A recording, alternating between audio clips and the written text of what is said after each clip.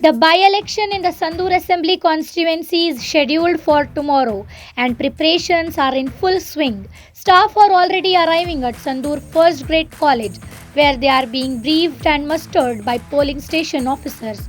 A total of 1,215 officers and staff are being deployed across 253 polling stations in the constituency.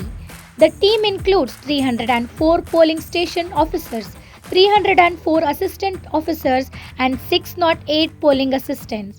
Additional security measures are in place for sensitive and ultra sensitive polling stations to ensure a smooth election process. There are also arrangements for buses and cruisers vehicles to transport staff to their designated polling stations.